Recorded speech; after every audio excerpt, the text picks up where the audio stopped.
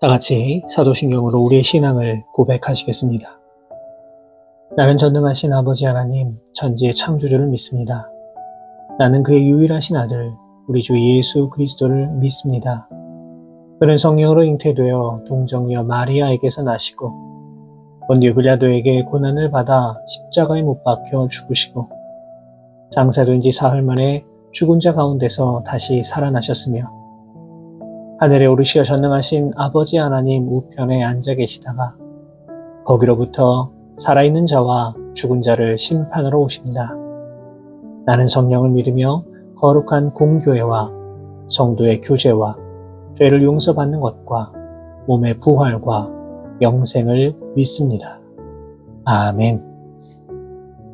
다 같이 찬송가 285장 주의 말씀 받은 그날 함께 찬송하시겠습니다.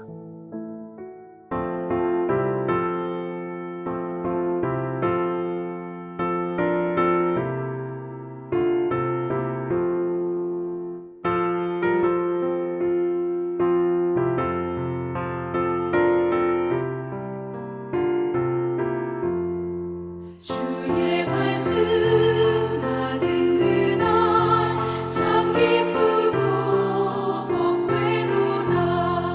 이 기쁜 마음 못 이겨서 온 세상에 전하노라. 기쁜 날 주 나의 죄 다 씻은 날 늘 깨어서 늘 기쁘게 살아가리. 기쁜 날 주 나의 죄 다 씻은 날 이 좋은 날 내 천한 몸 새 사람이 되었으니 이 몸과 마음 다 바쳐서 영광의 주를 섬기리. 기쁜 날 주 나의 죄 다 씻은 날 늘 깨어서 기도하고 늘 기쁘게 살아가리. 기쁜 날 주 나의 죄 다 씻은 날.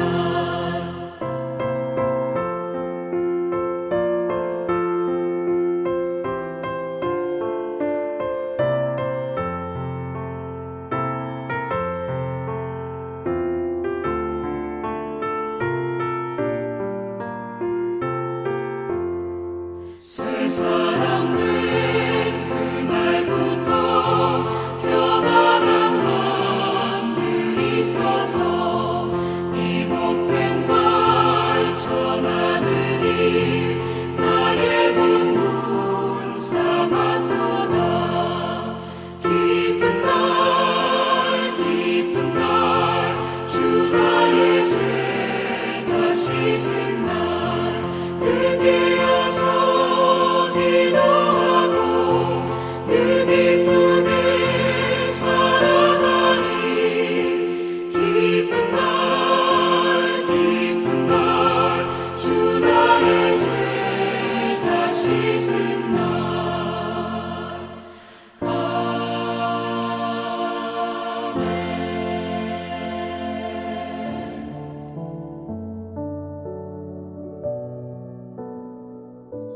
오늘 우리에게 주시는 하나님의 말씀은 신약성경 디모데전서 6장 3절에서 10절까지의 말씀입니다. 디모데전서 6장 3절부터 10절까지의 말씀을 제가 받들어 봉독하겠습니다. 누구든지 다른 교훈을 하며 바른 말 곧 우리 주 예수 그리스도의 말씀과 경건에 관한 교훈을 따르지 아니하면 그는 교만하여 아무것도 알지 못하고 변론과 언쟁을 좋아하는 자니 이로써 투기와 분쟁과 비방과 악한 생각이 나며 마음이 부패하여지고 진리를 잃어버려 경건을 이익의 방도로 생각하는 자들의 다툼이 일어나느니라. 그러나 자족하는 마음이 있으면 경건은 큰 이익이 되느니라. 우리가 세상에 아무것도 가지고 온 것이 없음에 또한 아무것도 가지고 가지 못하리니 우리가 먹을 것과 입을 것이 있은즉 족한 줄로 알 것이니라. 부하려 하는 자들은 시험과 올무와 여러 가지 어리석고 해로운 욕심에 떨어지나니 곧 사람으로 파멸과 멸망에 빠지게 하는 것이라. 돈을 사랑함이 일만하게 뿌리가 되나니 이것을 탐내는 자들은 미혹을 받아 믿음에서 떠나 많은 근심으로써 자기를 찔렀도다. 아멘. 이 군대에 입대해서 신병 교육대에 들어가면 여러 가지 훈련을 받습니다. 그런데 그 중에 가장 처음에 받는 훈련 중 하나가 바로 제식 훈련입니다. 이 줄에 맞추어서 걷는 연습도 하고 또 각종 제식에 관한 여러 가지 훈련을 받습니다. 그런데 잘할 것 같지만 처음 이런 훈련을 받으면요, 헷갈리는 것이 한두 가지가 아닙니다. 발을 어디까지 들어야 하는지, 손은 어느 쪽으로 가져가야 그것이 맞는 건지 쉽게 판단이 되지 않을 때도 있습니다. 이러한 제식 훈련을 받다가 때로는 어떤 한 사람이 대열의 기준을 잡을 때가 있습니다. 그렇게 기준이 정해지면 그 기준은요, 절대로 움직여서는 안 됩니다. 기준이 되는 사람은 어떠한 일이 있어도 그 자리에 부동자세로 서 있어야 합니다. 이처럼 기준이라고 하는 것은 참으로 중요한 것입니다. 자꾸만 변하고 자꾸 바뀌고 자꾸 흔들리는 것은요, 바른 기준의 모습이 될 수가 없습니다. 그런데 신앙도 마찬가지입니다. 우리의 신앙에도 반드시 기준이 있어야 합니다. 그냥 되는 대로 믿고 되는 대로 신앙생활해서는 안 됩니다. 우리가 이러한 신앙의 기준을 지키면서 그 기준에 맞추어 살아가기 위해 노력할 때에 우리는 하나님 앞에서 칭찬받으며 나아갈 수 있는 것입니다. 그렇다면 우리는 어떤 신앙의 기준을 가지고 살아가야만 할까요? 첫 번째로 지켜야 될 기준은 바로 하나님 말씀대로 순종하며 살아가는 것입니다.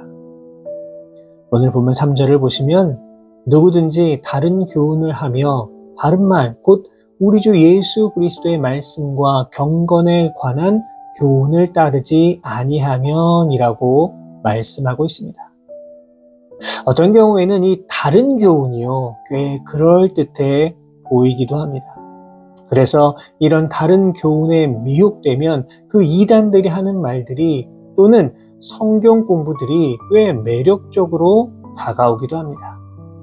이 기존 교회에서는 들을 수 없는 말들로 유혹하기 때문에 굉장하게 이 다른 교훈이 신선하게 느껴지기도 합니다. 그러나 다른 교훈이 처음에는 인간에게 달콤함을 선사할지 모르지만 결국에는 그러한 것들이 독이 되어 우리에게 돌아온다라고 하는 것을 우리는 반드시 기억해야만 합니다. 길이 막힌다고 하여서 내 마음대로 중앙선을 침범하거나 역주행을 하면 결국에는 큰 사고로 이어집니다. 하늘을 나는 비행기도 정해진 길로 가야만 하고 바다를 항해야 하는 배도 정해진 항로로만 가야 합니다. 그런데요, 신앙도 마찬가지입니다. 우리의 믿음을 지키며 나아가는 길이 조금은 힘들고 어렵다고 하여서 내 마음대로 기준을 바꾸어 엉뚱한 길로 가서는 안 됩니다. 다른 교훈이 아닌 오직 하나님 말씀에만 집중하면서 또 그 말씀에 순종하며 살아가는 것, 그것이 바로 우리가 가져야 할 신앙의 기준이라고 하는 것을 우리는 늘 기억해야만 합니다. 사도행전 10장을 보시면 이 백부장 고넬료의 이야기가 나옵니다. 그는 비록 이방인이었지만 경건하여서 온 집안으로 더불어 하나님을 경외하며 백성을 많이 구제하고 항상 하나님께 기도하는 사람이었습니다. 그가 하나님의 종 베드로를 청하여 말씀을 듣게 됩니다.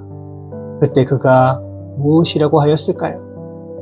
사도행전 10장 33절의 말씀을 보시면 이제 우리는 주께서 당신에게 명하신 모든 것을 듣고자 하여 다 하나님 앞에 있나이다 라고 말하였습니다. 이 참으로 멋진 신앙의 자세가 아닙니까? 어떤 말씀이든지 그 말씀이 나에게 주신 하나님의 말씀이라고 한다면 기쁜 마음으로 순종하며 그 말씀을 내 마음판에 새기겠다라고 하는 것입니다. 사랑하는 여러분, 하나님 말씀이 여러분의 신앙과 믿음의 분명한 기준이 될 수 있기를 바랍니다. 다른 교훈에 우리들의 마음을 빼앗기는 것이 아니라 하나님의 확실한 말씀을 삶의 명확한 기준으로 삼아서 날마다 승리하는 삶을 살아가실 수 있는 우리 모든 성도 여러분 다 되실 수 있기를 바랍니다. 두 번째로 지켜야 될 기준은 바로 자신의 만족입니다.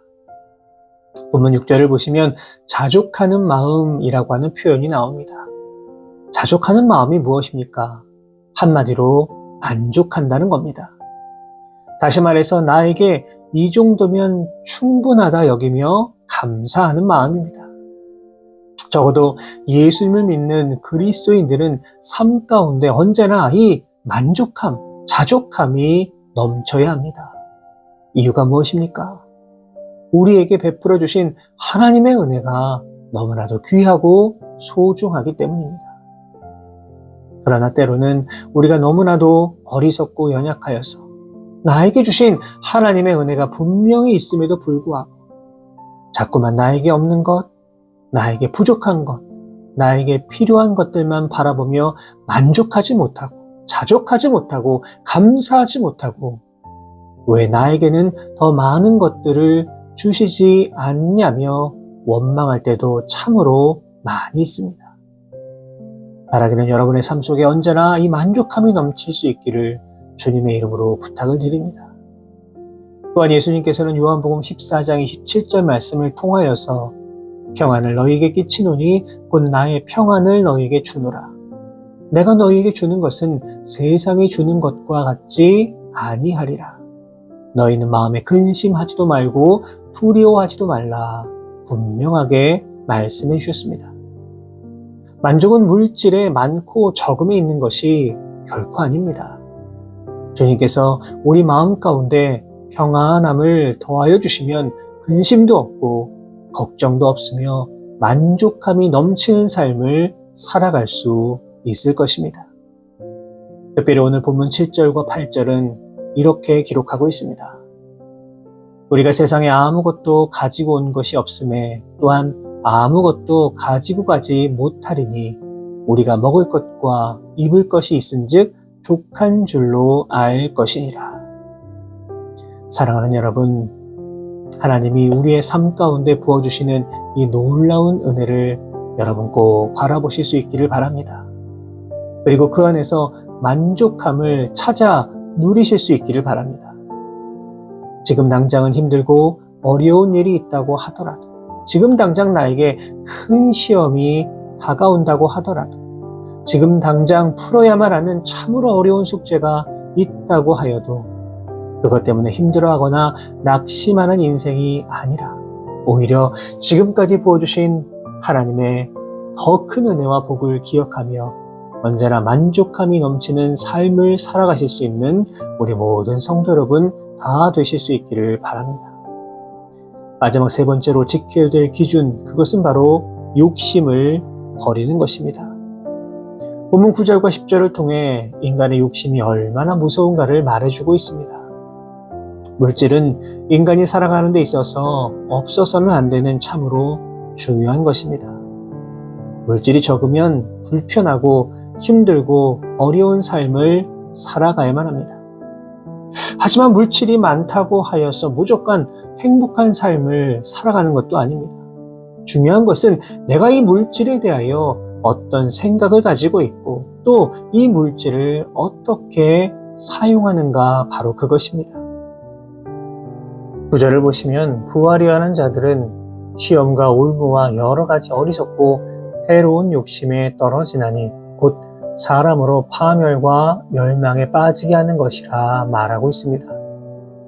중요한 것은 구하고자 하는 마음이 무조건 나쁘다는 것이 아닙니다. 구하려 하는 욕심으로 인하여서 더 큰 죄악에 빠질 수 있다는 사실을 기억하고 조심해야 한다는 겁니다. 그렇기 때문에 사도 바울은 본문 10절의 말씀을 통하여 돈을 사랑함이 일만하게 뿌리가 된다 경고했던 것입니다. 재물을 향한 인간의 지나친 욕구는 우리들의 영혼을 어둡게 만들어버립니다. 더욱 심각한 것은 이로 인하여서 하나님과의 그 영적인 교제가 단절될 수도 있다는 것입니다. 본문 10절의 말씀입니다. 이것을 탐내는 자들은 미혹을 받아 믿음에서 떠나 많은 근심으로써 자기를 찔렀도다. 재물로 인하여서 믿음에서 떠나게 되는 것이고 오히려 이를 통해 더 많은 근심과 걱정에 사로잡히게 되는 그러한 삶을 살아갈 수 있다고 우리에게 경고하고 있습니다. 사랑하는 여러분, 우리가 이 땅을 살아가면서 언제나 하나님의 말씀에 순종하며 살아가시고 나에게 주신 은혜에 감사하며 나의 삶에 언제나 만족하며 살아가시고 또한 우리의 욕심을 버리고 온전히 주님만 바라보며 살아간다면 우리의 모습은 점점 주님을 닮아가게 되는 것이고 우리의 믿음은 더욱 굳건하여질 것이라 믿습니다. 따라기는 이제부터 신앙의 기준을 마음에 새기고 나아가심으로 말미암아 결코 다른 교훈을 쫓는 삶이 아니라 주님 바라보고 의지하며 나아가는 삶이 다 되실 수 있기를 바랍니다. 그렇게 나아갈 때 우리는 분명 삶 속에서 더 큰 은혜를 경험하며 더 큰 만족을 얻으며 나아갈 수 있을 것입니다. 오늘 하루도 주님 안에서 승리하며 살아가실 수 있는 우리 모든 성도 여러분 되시기를 주님의 이름으로 축원합니다. 기도하겠습니다. 참 좋으신 하나님 아버지 감사와 찬양을 올려드립니다. 하나님 우리를 사랑하셔서 이 땅 가운데 주의 자녀로 삼아주시고 우리가 날마다 천국을 바라보고 소망하며 이 땅을 살아갈 수 있도록 인도하여 주신 은혜에 감사를 드립니다. 사랑의 하나님, 오늘 우리에게 주신 말씀을 통해 귀한 깨달음을 얻습니다. 이제 우리가 신앙생활함에 있어서 우리의 믿음의 기준을 명확히 세우고 나아갈 수 있도록 인도하여 주옵소서. 오직 주님 말씀이 내 삶의 기준이 되게 하여 주시고 다른 교훈은 조금이라도 마음에 품지 않을 수 있도록 인도하여 주옵소서. 오직 말씀에 순종하고 그 말씀대로 살아갈 수 있는 참으로 귀한 마음 더하여 주옵소서. 무엇보다 우리 안에 오직 주님으로 인하여서 만족함이 넘치게 하여 주셔서 나에게 없는 것, 부족한 것, 필요한 것만 바라보며 실망하는 인생이 아니라 지금까지 베풀어 주신 그 은혜를 기억하며 또 그것으로 인하여서 기뻐하고 만족하며 주님께 영광 올려 드리는 귀한 삶의 모습들 되게 하여 주옵소서. 무엇보다 돈을 사랑함이 일만하게 뿌리가 됨을 기억하여서 재물로 인하여서 시험에 들거나 실족하지 않을 수 있는 복된 인생들 다 되게 하여 주옵소서. 이 모든 말씀 우리 주님 예수 그리스도의 이름으로 간절히 기도하옵나이다. 아멘.